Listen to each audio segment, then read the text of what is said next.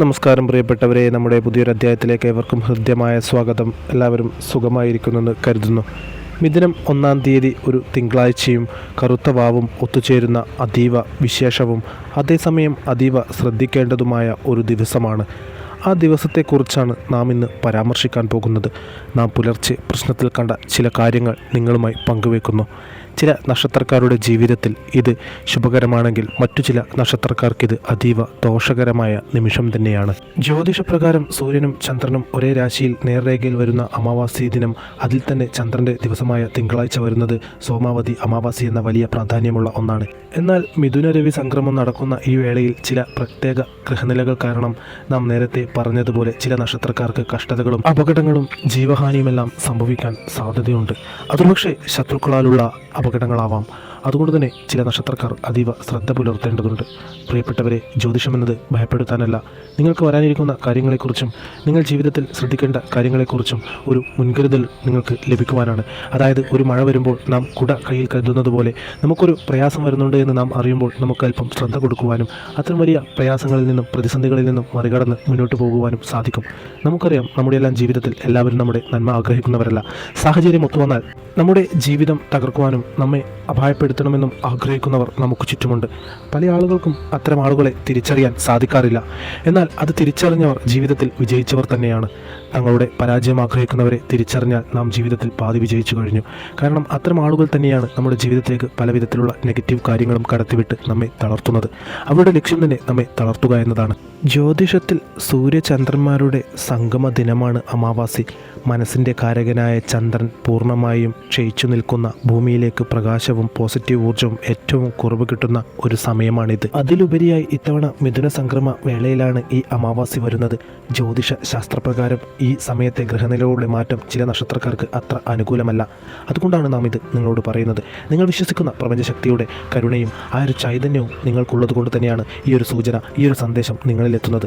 നിങ്ങൾക്ക് വരുന്ന കഷ്ടതകളും വിചാരിക്കാത്ത ധനനഷ്ടങ്ങളും ശാരീരികമായ അപകടങ്ങളും മറ്റു പല ദുഃഖ ദുരിതങ്ങളും സംഭവിച്ചേക്കാം. നാം നേരത്തെ പരാമർശിച്ചതുപോലെ ഭയപ്പെടുത്താനല്ല, മറിച്ച് മുൻകൂട്ടി കണ്ട് ജാഗ്രത പാലിക്കുവാനും പ്രാർത്ഥനകളിലൂടെ ഇതിനെ മറികടക്കാനും വേണ്ടിയാണ് ഈ മുന്നറിയിപ്പ് ഭഗവാൻ നിങ്ങളിലേക്ക് നൽകുന്നത്. നിങ്ങൾ ഈ അധ്യായം കാണുന്നുണ്ടെങ്കിൽ, നിങ്ങൾക്കിത് കേൾക്കാനുള്ള മനസ്സുണ്ട് എന്നുണ്ടെങ്കിൽ, നിങ്ങളെ തേടി എന്തോ ഒരു അപകടം വരുന്നുണ്ട്. അതിനെ മറികടക്കാൻ വേണ്ടിയാണ് നിങ്ങൾക്കിത് കാണുവാനും കേൾക്കുവാനുള്ള സാഹചര്യം ഭഗവാന്റെ ഭാഗത്തു നിന്ന് ഉണ്ടായത്. ഭഗവാന്റെ രക്ഷാകവചം നിങ്ങൾക്കൊപ്പമുണ്ട്. അത്ര എളുപ്പത്തിലൊന്നും നിങ്ങളെ ആർക്കും തകർക്കുവാനും ജീവിതത്തിൽ ഇല്ലാതാക്കുവാനും സാധിക്കുകയില്ല. എന്നിരുന്നാലും ദുഷ്ടശക്തികളുടെ പ്രവർത്തനം നിരന്തരമായി നടക്കുന്നുണ്ടാവും. ആ പ്രവർത്തനം ഒരുപക്ഷെ ഭഗവാന്റെ ചൈതന്യം ഭൂമിയിൽ കുറയുന്ന ഇത്തരം വേളകളിൽ ചിലപ്പോൾ നിങ്ങൾക്ക് അതിൻ്റെ പ്രഹരമേറ്റേക്കാം. അതുകൊണ്ട് തന്നെയാണ് അതിന് മുന്നോടിയായി ഇത്തരം സൂചനകൾ നൽകുന്നത്. വേട്ടമൃഗങ്ങളെപ്പോലെ നിങ്ങളുടെ ശത്രുക്കൾ പതിയിരിപ്പുണ്ട്. സാഹചര്യം ഒത്തുവന്നാൽ അവർ നിങ്ങളിലേക്ക് ചാടി വീഴും. അവരെ കൊണ്ട് കഴിയാവുന്ന വിധത്തിലെല്ലാം നിങ്ങളെ ആക്രമിക്കും. അത് എന്നേക്കാൾ ഉപരി നിങ്ങൾക്ക് തന്നെ അറിയാം.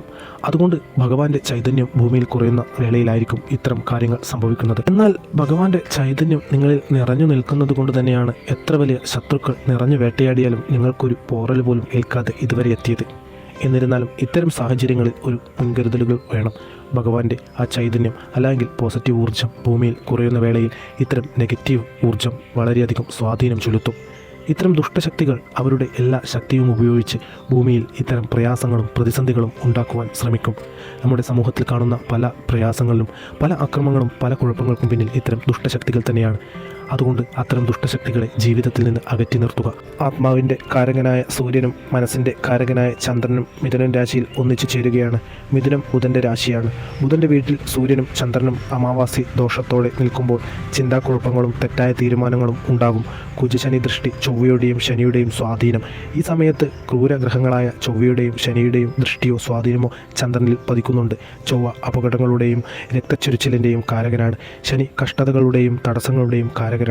ഇവരുടെ സ്വാധീനം അമാവാസി ദിവസം ഇരട്ടിയാകുമ്പോൾ മനസ്സിന് അസ്വസ്ഥതയും വാഹന അപകടങ്ങളും ശത്രുദോഷങ്ങളും ശത്രുക്കളാൽ ഉള്ള അപകടങ്ങളും വർദ്ധിക്കുന്നു. ചന്ദ്രൻ ക്ഷീണിതനായിരിക്കുന്ന ഈ വേളയിൽ രാഹുവിൻ്റെയും കേതുവിൻ്റെയും അദൃശ്യമായ ദോഷ സ്വാധീനം അന്തരീക്ഷത്തിൽ കൂടുതലായിരിക്കും. ഇത് വിപരീത ഊർജം വർദ്ധിപ്പിക്കും. അതുകൊണ്ട് തന്നെ നിങ്ങൾ ഇവിടെ പരാമർശിക്കുന്ന നക്ഷത്രക്കാർ ഒരൽപ്പം ശ്രദ്ധിക്കണം. ഇത് നിങ്ങൾ വിശ്വസിക്കുന്ന ആ പ്രപഞ്ചശക്തിയുടെ ചൈതന്യം കൊണ്ട് നിങ്ങളിലെത്തിയതാണ്. ആ ബോധം നിങ്ങൾക്കുണ്ടാവണം. ഒരു കഥ കേൾക്കുന്ന ലാഘവത്തിൽ ഇത് കേട്ട് തള്ളിക്കളയാതിരിക്കുക. കാരണം നിങ്ങളുടെ ജീവിതം സുരക്ഷിതമാക്കേണ്ട ഉത്തരവാദിത്തം നിങ്ങൾക്ക് തന്നെയാണ്. നിങ്ങളുടെ കുടുംബങ്ങളിലെ സമാധാനവും സന്തോഷവും ഐശ്വര്യവും നിലനിർത്തേണ്ടതും നിങ്ങളുടെ ഉത്തരവാദിത്തമാണ്. അത് ശത്രുക്കൾക്ക് കുത്തിവലിക്കുവാൻ വേണ്ടിയുള്ള സാഹചര്യം നിങ്ങളാൽ ഉണ്ടാക്കരുത്. നിങ്ങൾ ചെയ്യാനുള്ള കാര്യങ്ങൾ കൃത്യമായി ചെയ്യുക. താൻ പാതി ദൈവം പാതി എന്നാണ്. ഈ ഒരു അധ്യായം കേൾക്കുന്ന എൻ്റെ പ്രിയപ്പെട്ടവരെ, നിങ്ങൾ ഓം നമ ശിവായ എന്ന് കമൻറ്റായി രേഖപ്പെടുത്തുക. ഭഗവാന്റെ നാമം ജപിക്കുന്നത് പോലും ഇത്തരം ദുഷ്ടശക്തികളെ നിങ്ങളുടെ അടുത്തുനിന്ന് അകറ്റുന്നതിന് സഹായിക്കുന്നു. അതോടൊപ്പം തന്നെ നിങ്ങൾ ഇത്തരത്തിലുള്ള നെഗറ്റീവ് ഊർജ്ജത്താൽ, അതായത് കണ്ണേറ്, ശത്രുദോഷം, പ്രാക്ക്, മറ്റ് ആഭിചാര ക്രിയകളാൽ ബുദ്ധിമുട്ടുന്നവരാണെങ്കിൽ ചൊവ്വ വെള്ളി ദിവസങ്ങളിലും വിശേഷാൽ ദിവസങ്ങളിലും നടക്കുന്ന നമ്മുടെ ശക്തിയേറിയ പൂജാ വഴിപാടുകളിൽ പങ്കാളിയാവുക. മിഥുനം 1-ാം തീയതി തിങ്കളാഴ്ചയും പൂജ നടക്കുന്നുണ്ട്. ഈ വിശേഷാൽ പൂജയിൽ പങ്കാളിയാവുന്നതോടെ നിങ്ങളുടെ ജീവിതത്തിൽ നിന്ന് ഇത്തരം ദോഷങ്ങളെല്ലാം അകന്ന് സമാധാനവും സന്തോഷവും ഐശ്വര്യവും സമ്പത്തും ലഭിക്കുന്നു. അതിനായി നിങ്ങളുടെ പേരും നാളും താഴെ കമൻറ്റായി രേഖപ്പെടുത്തുക. അതോടൊപ്പം തന്നെ ക്ഷേത്ര ദർശനം നടത്താൻ സാധിക്കാത്ത, പല ബുദ്ധിമുട്ടുകളാലും ഇത്തരം വഴിപാടുകളിൽ പങ്കാളിയാവാൻ പറ്റാത്ത ആളുകൾ നമുക്കിടയിൽ ധാരാളമുണ്ട്. അവരിലേക്ക് അധ്യായം ഷെയർ ചെയ്യുക. നിങ്ങളുടെ നിസ്വാർത്ഥമായ പ്രവർത്തനങ്ങളും നിഷ്കളങ്കമായ മനസ്സും തന്നെയാണ് ഈ പ്രപഞ്ചം നിങ്ങളെ ഉയരങ്ങളിലെത്തിക്കുന്നത്. അതുകൊണ്ട് ഈ ഒരു അധ്യായം ഷെയർ ചെയ്തുകൊണ്ട് കാണുക.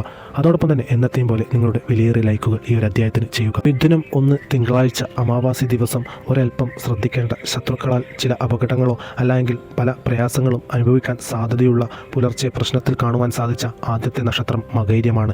കാരണം മകൈര്യ നക്ഷത്രത്തിൻ്റെ അധിപൻ ചൊവ്വയാണ്. മിഥുനൻ രാശിയിൽ നടക്കുന്ന ഈ ഗ്രഹമാറ്റം മകൈര്യ നക്ഷത്രക്കാരുടെ മനസ്സമാധാനം കെടുത്തും. അപകട സാധ്യതകളും കൂടും. ദേഷ്യം നിയന്ത്രിക്കാൻ കഴിയാതെ വരികയും അതുവഴി തർക്കങ്ങളിൽ ചെന്ന് ചാടുകയും ചെയ്യും. അതുകൊണ്ട് തന്നെ അന്നത്തെ ദിവസം സാമ്പത്തികം കൈകാര്യം ചെയ്യുമ്പോഴും നിങ്ങൾക്ക് എതിരെ തിരിയുന്ന നിങ്ങളുടെ ശത്രുക്കളായിട്ടുള്ള ആളുകളോട് സംസാരിക്കുന്നതുമായിട്ടുള്ള കാര്യങ്ങളിൽ വലിയ ശ്രദ്ധ കൊടുത്തേണ്ട കാര്യം തന്നെയാണ്. വാഹനങ്ങൾ കൈകാര്യം ചെയ്യുന്നവരും ഒരല്പം ശ്രദ്ധിക്കണം. അതുപോലെ തന്നെ നിങ്ങളുടെ തൊഴിൽ മേഖല ഏതു തന്നെയായാലും അന്നത്തെ ദിവസം നിങ്ങളൊരു ജാഗ്രത പാലിക്കണം. ഈ ഒരു മുന്നറിയിപ്പ് മനസ്സിലുണ്ടാവണം. നിങ്ങളുടെ വീട്ടിലോ അല്ലെങ്കിൽ നിങ്ങളുടെ സുഹൃത്തുക്കളിലോ ഈ നക്ഷത്രക്കാരുണ്ട് എന്നുണ്ടെങ്കിൽ അവർക്കും ഇതിൻ്റെ ഒരു മുന്നറിയിപ്പ് നൽകണം. കാരണം അവർ ഒരുപക്ഷെ ഇത് കാണണമെന്നില്ല. നിങ്ങളുടെ ഈശ്വര ചൈതന്യവും ഈശ്വരാനുഗ്രഹവും കൊണ്ടാണ് ഇത്തരം കാര്യങ്ങൾ നിങ്ങളിലേക്ക് എത്തുന്നത്. ഇനി രണ്ടാമതായി വരുന്നത് തിരുവാതിരയാണ്. മിഥുനം രാശിയിലെ രാഹുവിൻ്റെ നക്ഷത്രമാണ് തിരുവാതിര. അമാവാസി കൃത്യമായി ബാധിക്കുന്നത് ഈ കൂറിലാണ്. അപകട സാധ്യതകളെക്കുറിച്ച് പറയുകയാണെങ്കിൽ കടുത്ത മാനസിക സമ്മർദ്ദം, വിചാരിക്കാത്ത സാമ്പത്തിക ബാധ്യതകൾ എന്നിവ വരാം. വിശ്വസിച്ചവർ ചതിക്കാൻ സാധ്യതയുള്ള സമയമാണിത്. രാത്രികാല യാത്രകൾ പൂർണ്ണമായി ഒഴിവാക്കുക.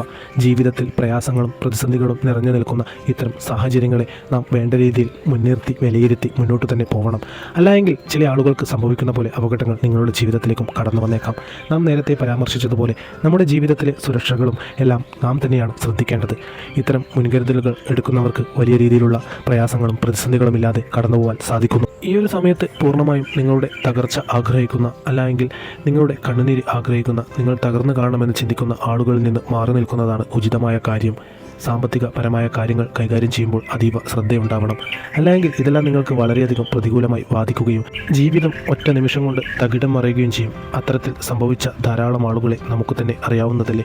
അതുകൊണ്ട് ശ്രദ്ധ ഒരു കാരണവശാലും കൈവിടരുത്. ചില ആളുകൾ പറയും, എനിക്ക് ശത്രുക്കളില്ല, ഞാൻ ആരെയും ദ്രോഹിക്കുന്നില്ല, അതുകൊണ്ട് തന്നെ എനിക്ക് അത്തരം കാര്യങ്ങളിലൊന്നും ഭയം വേണ്ട എന്ന്. നിങ്ങൾ മനസ്സിലാക്കുക, നിങ്ങൾ ശരിയായ പാതയിൽ സഞ്ചരിക്കുമ്പോൾ, നിങ്ങൾ ജീവിതത്തിൽ സമാധാനത്തോടെയും സന്തോഷത്തോടു കൂടിയും ജീവിക്കുമ്പോൾ, നിങ്ങളുടെ കാര്യങ്ങളെല്ലാം നിങ്ങൾ വിജയിച്ചു വരുമ്പോൾ നിങ്ങൾക്ക് നിങ്ങൾ അറിയാത്ത തന്നെ ശത്രുക്കൾ ഉണ്ടാവുന്നു. അതിലൊക്കെ നിങ്ങളുടെ ഭവനത്തിൽ നിങ്ങൾക്കൊപ്പം താമസിക്കുന്ന, നിങ്ങളെ സംരക്ഷിക്കേണ്ട ആളുകൾ തന്നെ നിങ്ങളുടെ ശത്രുവായി മറിഞ്ഞിരിക്കും. അവരെ നിങ്ങൾക്ക് കാണുവാൻ സാധിക്കുകയില്ല. അവർ അദൃശ്യനായി നിന്നുകൊണ്ട് അവരുടെ മറ്റൊരു മുഖമാണ് നിങ്ങൾ കാണുക. നാം മനസ്സിലാക്കുക, നമുക്കറിയാവുന്ന ശത്രുവേക്കാൾ നാം ഭയപ്പെടേണ്ടത് ഇതുപോലെ മറഞ്ഞിരിക്കുന്ന, ഒളിഞ്ഞിരിക്കുന്ന ശത്രുവാണ്. അവരാണ് ഒരു അവസരം ലഭിക്കുമ്പോൾ പെട്ടെന്ന് ചാടി നമ്മുടെ മുന്നിലേക്ക് വീഴുക. നാം തന്നെ പകച്ചു പോകും, അത്ഭുതപ്പെട്ടു പോകും. ഇവരൊക്കെ നമുക്കെതിരായി പ്രവർത്തിക്കുന്നവരാണോ? ഇവരെ ഞാൻ അങ്ങനെയല്ലായിരുന്നല്ലോ കണ്ടത്. അതുകൊണ്ട് അത്തരം സാഹചര്യങ്ങളെ നിങ്ങൾ പെടാതിരിക്കുക. നിങ്ങളുടെ വിജയത്തിന് പിന്നിൽ ധാരാളം ശത്രുക്കൾ ഉണ്ടാവുമെന്നും എതിരാളികൾ ഉണ്ടാവുമെന്നും നിങ്ങൾ ഉറച്ചു വിശ്വസിക്കുക. നിങ്ങൾ മറ്റുള്ളവരെ ദ്രോഹിക്കാതെ മുന്നോട്ട് പോവുക. ഇനി അടുത്ത നക്ഷത്രം ഏതാണെന്ന് നമുക്ക് നോക്കാം. മൂന്നാമതായി വരുന്നത് പുണർന്ന നക്ഷത്രമാണ്. വ്യാഴത്തിൻ്റെ നക്ഷത്രമാണെങ്കിലും മിഥുനത്തിലെ അമാവാസി സ്വാധീനം കാരണം ആരോഗ്യപരമായ ബുദ്ധിമുട്ടുകൾ ഉണ്ടാവാം. അപകട സാധ്യതകളും, അതായത് വിട്ടുമാറാത്ത രോഗങ്ങളുള്ളവർക്ക് അത് കൂടാൻ സാധ്യതയുണ്ട്. തൊഴിൽ മേഖലകളിൽ കടുത്ത സമ്മർദ്ദം, അധികാരികളിൽ നിന്ന് കുറ്റപ്പെടുത്തലുകളും കേൾക്കേണ്ടി വന്നേക്കാം. ശത്രുക്കളാലും ചില ദോഷങ്ങൾ സംഭവിക്കാം. അതുകൊണ്ട് നിങ്ങൾ ജാഗ്രതയോട് കൂടി മുന്നോട്ട് പോകണം. നിങ്ങളുടെ ജീവിതത്തെ സുരക്ഷയാക്കേണ്ടത് നിങ്ങളുടെ ഉത്തരവാദിത്തം തന്നെയാണ്. നമ്മുടെ ജീവിതം എന്നത് സുഖ ദുഃഖ സമ്മിശ്രമാണ്. സുഖങ്ങളിൽ മാത്രം നാം ആശ്രയം കണ്ടെത്താതെ ദുഃഖങ്ങളെ കൂടെ മറികടന്ന് അതിൽ നിന്ന് നല്ല രീതിയിൽ വിജയിച്ച് ഉയർന്നു വരുന്നവർ തന്നെയാണ് ജീവിതത്തിൽ വിജയിക്കുന്നത്. എത്ര വലിയ ആളുകളായാലും, എത്ര വലിയ ജീവിതത്തിൽ നേട്ടങ്ങൾ കൈവരിക്കുന്ന ആളുകൾക്കിടയിലും ഇത്തരം ദുഃഖങ്ങളും പ്രയാസങ്ങളും നിറഞ്ഞ സമയങ്ങൾ കടന്നുവരും. എന്നാൽ അവർ അതിനെ വലിയ രീതിയിലുള്ള മുന്നൊരുക്കം കൊണ്ട് നേരിടുകയും ചെയ്യും. നിങ്ങളുടെ വിശ്വാസവും ഈശ്വരചിന്തയും നിങ്ങളുടെ ആത്മാർത്ഥതയും സത്യസന്ധതയും കർമ്മഫലവും ഒത്തുചേരുമ്പോൾ ഒരു ശക്തിക്കും നിങ്ങളെ തകർക്കുവാൻ സാധിക്കുകയില്ല. നിങ്ങളുടെ പ്രാർത്ഥനകൾക്ക് ശക്തിയുണ്ട്. അതുകൊണ്ട് തന്നെ പ്രാർത്ഥനാപൂർവ്വം മുന്നോട്ട് പോവുക. ഇത്തരം പ്രയാസം നിറഞ്ഞ ദിവസങ്ങളിൽ, ഇത്തരം സാഹചര്യങ്ങളിൽ ആത്മസമീപനം പാലിക്കുക. എടുത്തുചാട്ടവും മുൻകോപവും എല്ലാം ഒഴിവാക്കി നിങ്ങളുടെ ജീവിതം സന്തോഷകരമാക്കി തീർക്കുന്നതിനും ഇത്തരം ശത്രുക്കളിൽ നിന്ന് അകലം പാലിച്ചുകൊണ്ടും മുന്നോട്ട് പോവുക. ജീവിതം സുരക്ഷിതമാക്കി വെക്കുക. ഇനി 4ഉം 5ഉമായി വരുന്നത് അനിഴം തൃക്കേട്ട നക്ഷത്രമാണ്. ചന്ദ്രൻ്റെ നീചരാശിയായ വൃശ്ചികത്തിൽ വരുന്ന നക്ഷത്രങ്ങളാണിവ. മിഥുനത്തിലെ ചന്ദ്രൻ്റെ ക്ഷയം ഇവരെ നേരിട്ട് ബാധിക്കും. ഇവർക്ക് ഈ സമയങ്ങളിൽ അനാവശ്യ ഭയവും അപവാദങ്ങൾ കേൾക്കേണ്ടി വരികയും കുടുംബത്തിൽ പെട്ടെന്നുണ്ടാകുന്ന കലഹങ്ങൾ എന്നിവയാണ് പ്രധാന ദോഷങ്ങൾ. അതോടൊപ്പം തന്നെ ശത്രുക്കളായുള്ള ചില പ്രതിസന്ധികളും ചില പ്രയാസങ്ങളും ഇവർക്ക് അനുഭവിക്കേണ്ടി വരും. അതുകൊണ്ട് തന്നെ അത്തരം സാഹചര്യങ്ങളെ പൂർണ്ണമായി ഒഴിവാക്കുക. നിങ്ങൾ ജലാശയങ്ങളിലൊക്കെ ഇറങ്ങുമ്പോൾ അതീവ ശ്രദ്ധ പുലർത്തണം. അതോടൊപ്പം തന്നെ രാത്രികാല യാത്രകൾ ഒഴിവാക്കണം. ശത്രുക്കളുമായുള്ള സംവാദം പൂർണ്ണമായി ഒഴിവാക്കുക. നിങ്ങൾക്ക് ഈശ്വരാനുഗ്രഹവും ഭഗവാന്റെ ചൈതന്യവും എല്ലാമുണ്ട്.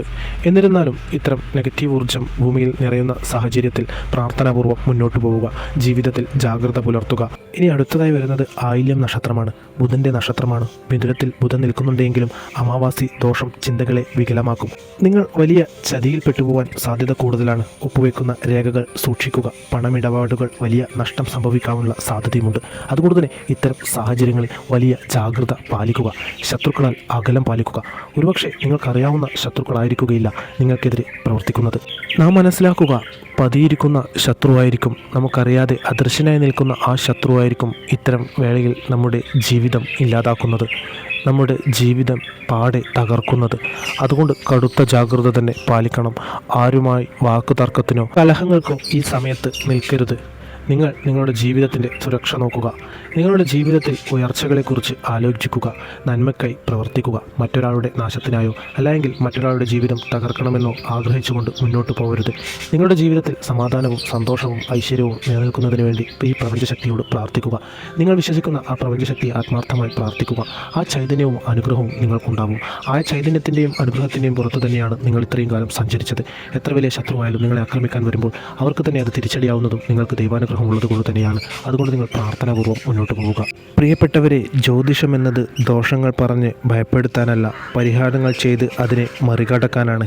ഈ മോശം സമയത്തെ നമുക്ക് ഈശ്വരവിശ്വാസം കൊണ്ട് തടുക്കാൻ സാധിക്കും. ഈ പറയുന്ന പരിഹാര മാർഗ്ഗങ്ങൾ നിങ്ങൾ നിർബന്ധമായും ചെയ്യുക. അത് നിങ്ങളുടെ ജീവിതത്തിൽ ഐശ്വര്യം കൊണ്ടുവരും. അത് നിങ്ങളുടെ ജീവിതത്തിൽ പോസിറ്റീവ് ഊർജ്ജം കൊണ്ടുവരും. നെഗറ്റീവ് ഊർജ്ജത്തെയും ദുഷ്ടശക്തികളെയും നിങ്ങളുടെ അടുത്തുനിന്ന് അകറ്റിമാറ്റും. തിങ്കളാഴ്ചയും അമാവാസിയും ഒത്തുചേരുന്നതിനാൽ ചന്ദ്രൻ്റെ നാഥനായ പരമശിവനെ ഭജിക്കുന്നത് ഏറ്റവും വലിയ പരിഹാരമാണ്. അന്ന് രാവിലെ തന്നെ അടുത്തുള്ള ശിവക്ഷേത്രത്തിൽ ദർശനം നടത്തുക. ശിവഭഗവാന് പിൻവിളക്ക്, കുവളമാല, ധാര എന്നിവ വഴിപാടായി കഴിക്കുക. വീട്ടിലിരുന്ന് ഓം നമ ശിവായ മന്ത്രം 108 തവണ ജപിക്കുന്നത് ഇത് ചന്ദ്രദോഷം മാറ്റി മനസ്സിന് ധൈര്യം കൈവരുന്നതിന് സഹായിക്കും. അമാവാസി എന്നാൽ പിതൃക്കളുടെ ദിവസമാണ്. പിതൃക്കളുടെ അനുഗ്രഹമുണ്ടെങ്കിൽ ഒരു ഗ്രഹത്തിനും നമ്മെ തൊടാനാകില്ല. ഈ ദിവസം മൺമറഞ്ഞു പോയ പൂർവികരെ ഓർത്ത് ബലിയിടുകയോ തിലഹവനം നടത്തുകയോ വീട്ടിലിരുന്ന് സന്ധ്യയ്ക്ക് പിതൃക്കളെ വിചാരിച്ച് വിളക്കുകൊളുത്തി പ്രാർത്ഥിക്കുകയൊക്കെ ചെയ്യുന്നത് അതീവ ശുഭകരമാണ്. ഇത്തരം പ്രയാസങ്ങളെയും പ്രതിസന്ധികളെയും മറികടക്കാൻ നിങ്ങൾക്കിത് സഹായിക്കും. ഇനി രാഹു ചൊവ്വ ദോഷ പരിഹാരങ്ങൾക്കായി അപകടങ്ങൾ ഒഴിവാക്കാൻ ഭദ്രകാളി ഹനുമാൻ ക്ഷേത്രങ്ങളിൽ ഭജിക്കണം. ഭദ്രകാളിക്ക് രക്തപുഷ്പാഞ്ജലി കഴിക്കുന്നത് ചൊവ്വാദോഷവും അപകടവും ഇല്ലാതാവും.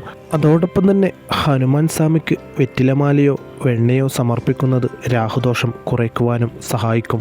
ഈ ദിവസം ദൂരയാത്രകൾ, പ്രത്യേകിച്ച് ഇരുചക്ര വാഹനത്തിലെ യാത്രകൾ പരമാവധി ഒഴിവാക്കുക. മൗനം പാലിക്കുക. അതായത് അനാവശ്യ തർക്കങ്ങളിൽ ഇടപെടരുത്. അമാവാസിക്ക് മനസ്സിളകുമെന്ന് പഴമക്കാർ പറയുന്നത് വെറുതെയല്ല. ദേഷ്യം വരുമ്പോൾ മൗനം പാലിക്കുക. ദാനം ചെയ്യുക. അതായത് കറുത്ത എള്ള്, കറുത്ത തുണികൾ അല്ലെങ്കിൽ അന്നദാനം എന്നിവ നടത്തുന്നത് ശനിയുടെ രാഹുവിൻ്റെയും ദോഷം, അതിൻ്റെ കാഠിന്യം കുറയ്ക്കും.